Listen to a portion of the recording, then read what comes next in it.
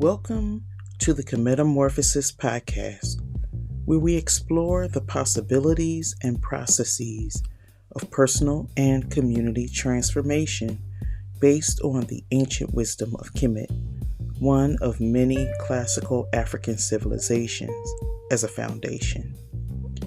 I am Dr. Catherine Lynn Adams, an associate professor of African and African American Studies at Claflin University, where I teach courses on oral and literary traditions of the African world, with an emphasis on interviewing and archiving the stories of our elders. I am serving as a scribe for this project.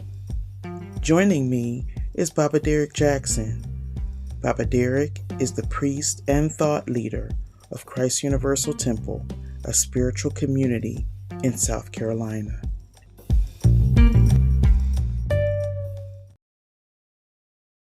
For the next few episodes, we are going to hear Baba Derrick Jackson remember and reflect on rites of passage programs in South Carolina.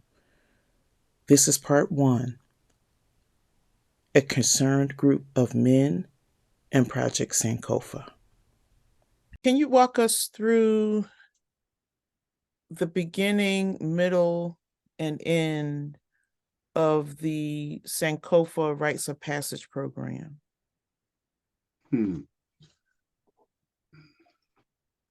I would have to begin by starting with a group of brothers prior to Project Sankofa coming together. I was with a group of brothers and we had named our organization a concerned group of men. And often we got the response, why don't you say a concerned group of Black men? And we used to say, because when we show up, you'll see that we Black. You don't have to announce it. And it was also understanding at the time, and this is around 88, right? 87. And we were trying to do something without a roadmap, actually, under the concerned group of men. We were just coming together as brothers who was living in Columbia, and all of us grew up in different places, but in major cities. It was four of us, and we grew up in these major cities, understanding, for the lack of a better term, urbanization.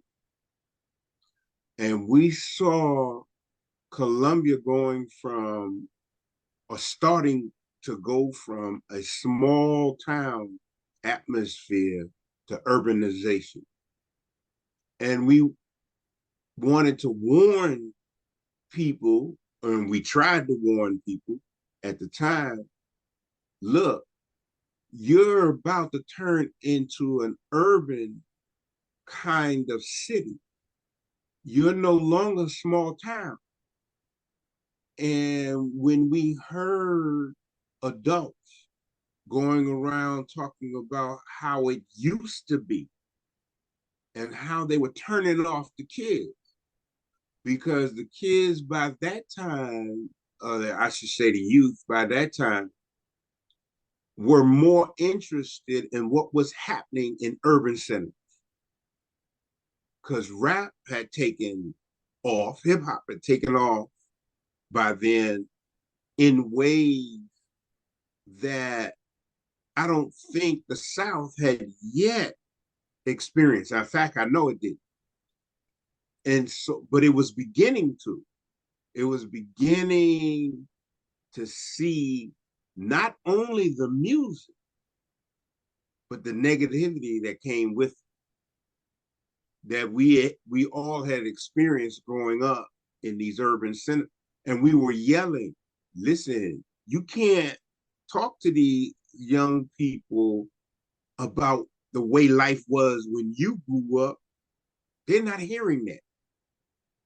But the people weren't hearing us because they took it personally, there was this in Colombia closed way of looking at people, as they say in Charleston, come here versus been here.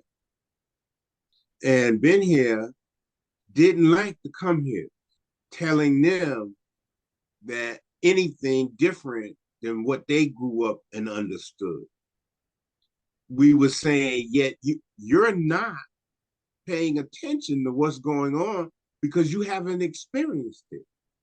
So you don't see the signs that we are seeing, that you're going to have a game problem real soon because it's moving in that direction.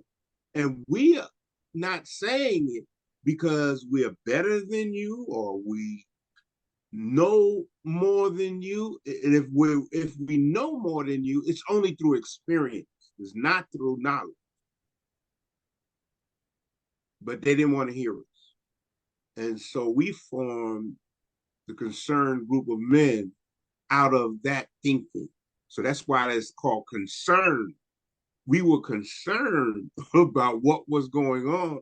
And we came together as brothers to say, what can we do about it? And then we formulated these rites of passage program and then tied it to the public school system that was already in place in District 1 and District 2 here in Richland County. And out of that, we were able to get funding from the federal government.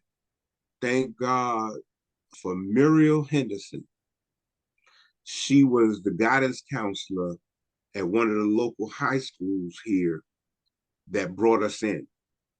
When she got wind of what we were trying to do and what we wanted to do, Ms. Henderson made sure that we could bring that program down to Lower Richland High School here in Richland County. And it's called, and it's in the lower part of Columbia, part of the county. And it was very successful. One of the things we did, Dr. Adams, was as we wrote the grant saying, give us all of your students who were being, male students, who were being suspended or you were going to send to some kind of program because they were not cooperating in school.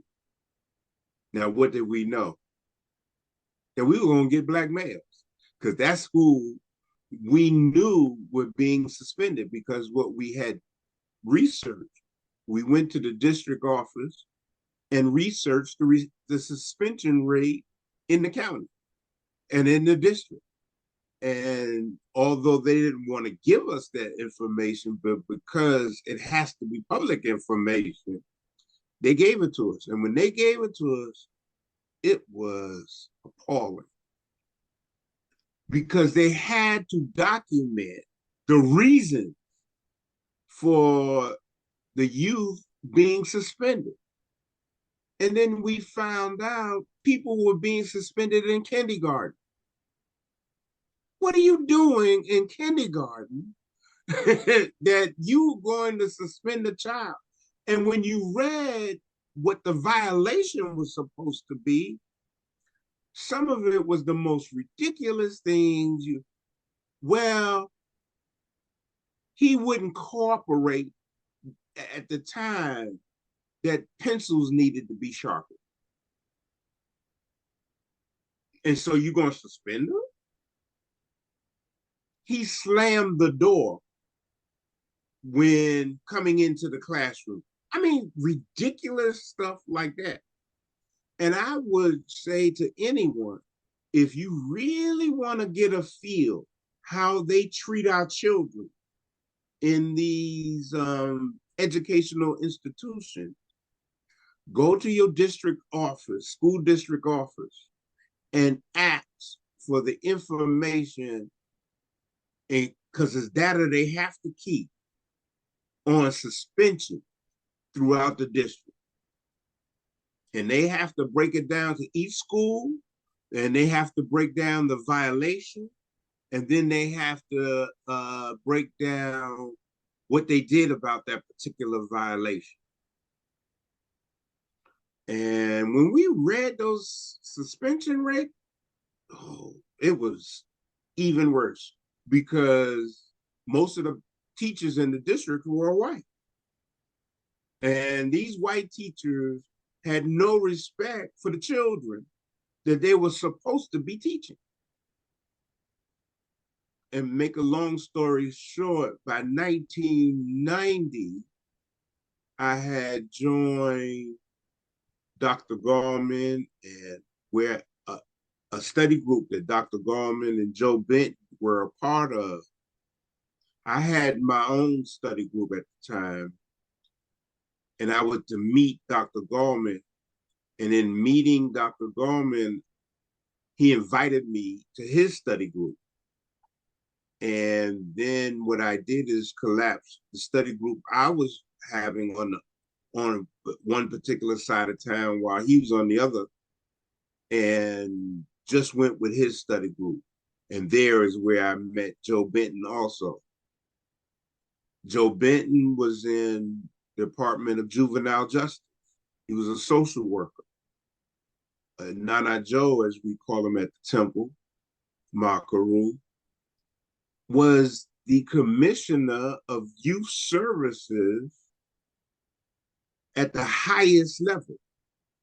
What I mean by that is that he had that post under President Jimmy Carter.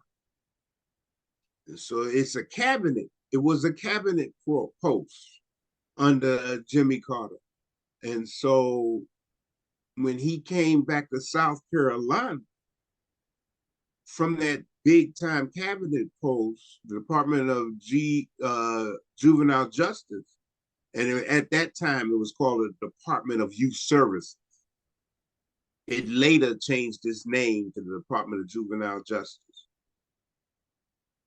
He became one of those people who DJJ used to facilitate between the DJJ here in the state of South Carolina and the federal government, since he was just leaving the federal government. Then eventually they made him the assistant commissioner of the state. And then eventually he created this center called St. Louis Center, where it was a center for youth who had been in prison and they were getting ready to go home. And it was like their transition from one state of being to the next. And in there, he was doing a lot of work helping youth to understand what happened to them, and then to understand they could do better. And Dr. Gorman was going around doing lectures on African history. And so it was the three of us putting our heads together and saying, let's do something together. That was the beginning of Project Sankofa. Let us see what else that we can possibly do that's not necessarily tied to the school system. By that time, concerned group of men had broken up, and we remained friends and contacts and resources, but by that time people had started moving in different directions. And so that's why it was easier for me to move right into what became Project Sankofa. What happened to the program that was in the school? The one at Lower Richland High School. Yes. Um, that's a story in and of itself. You know how you can be excellent in what you do to the point that they put you out? That's what happened to us. To give you an example of what I'm saying, there were two students there at the high school. One of them now is a member of our temple. He's also someone who I had the honor of being the pastor and officiating their wedding. And he's now a grandparent, but he was in high school at the time when I first met him. And he saw the concerned group of men wearing African outfits because we used to wear them every day we went over there to instruct. And he and a friend of his name is Roderick Floyd, and a friend of his, Emilio Dunn, they walked up to us and said, "What is it you brothers are coming to teach at Lower Richland High School?" And we said, "Yeah, we're running a program." And Roderick said, "Well, how do we get to be in the program?" And I said, "Well, are you having any trouble in school?" He said, "No." "Are you failing?" "No." He said, "Well, Emilio said he was an A student and Rod was saying he was a B student." And I said, "Unfortunately, you won't be able to be in our program." They said, "What? What do you mean? It's obvious you brothers know so." Because people don't be wearing clothes like that unless they know something, right? And we busted out laughing. Let me just say who those other three brothers were: Marvin Brown, Henry Bracy, and William Robinson. And so they made up the concerned group of men. And we said, "Well, we'll talk to Miss Henderson and see if we can get you in," right? So we talked to Miss Henderson, and Miss Henderson said, "I'll find a way to get them in there. If they want to be there, I'll find a way for them to be there." So that's how Roderick Floyd and Emilio Dunn wound up in the same program. But we took on all comers. We even took on white youth because of the premise based on the grant. We couldn't deny white boys from being in there because it was based on failure, right? A so-called, quote unquote, what the school considered failure. And so one was a Jewish guy who understood what we were talking about just because of the culture he comes from. And the other one was Italian. And he learned something about being Italian because we didn't condemn other culture. We promoted African culture. We made African culture a life affirming way to approach life itself without condemning everybody else's culture. But in the process, what happened, and the young man who had an Italian heritage, he made him realize what he didn't know about being Italian. Now, all of a sudden, he was going home asking his parents all kinds of questions that we raised in the program to him that he should have thought of as being important, but his parents never talked to him about. Through that communication between him and his parents and the Jewish kid and their parents, other white parents found out about the program, right? Got mad because their children, their young men, weren't allowed to be in the program. And they made it seem as if it was a Black program for Black kids. And we had to go up before the principal because they changed principals. And once they changed principals, they changed the way that this particular principal looked at the work we were doing. And once that happened, he wanted to know why more white kids couldn't be involved. And we had to show him through the grant. It wasn't discrimination based on our criteria. It was based on the district's criteria and the federal government funding criteria. But then we became an enemy. Because now all of a sudden these white parents were holding meetings at the school. And they invited us to come to this meeting, this big auditorium meeting with all these white parents in there, fussing about the program we were running and why their kids couldn't be a part of it.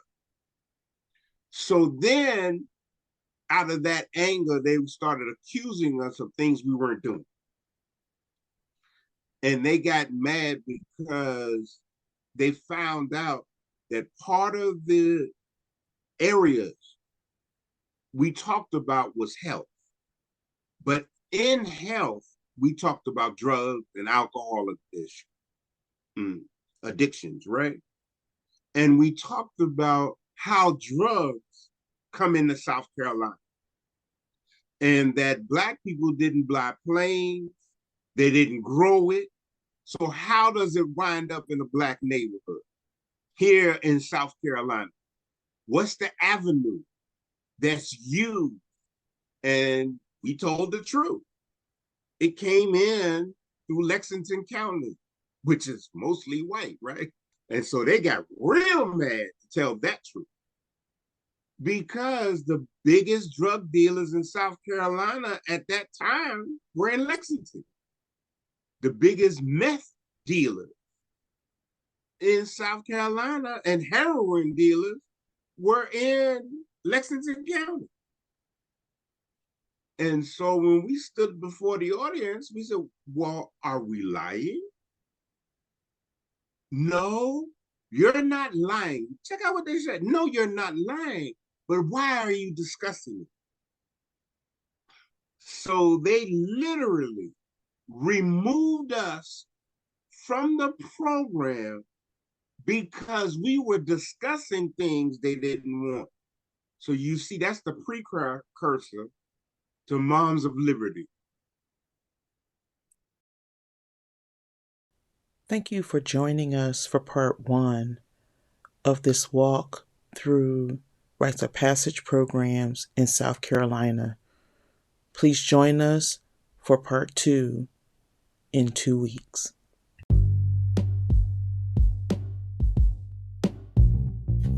We want to archive something special that was established in 2000, more than 2 decades ago. In upcoming episodes, we will be exploring the history of Christ Universal Temple, its teachings on spirituality and personal growth, and its role in the Columbia, South Carolina community. We invite you to like, comment, and subscribe to receive notifications for future episodes. Thank you for listening.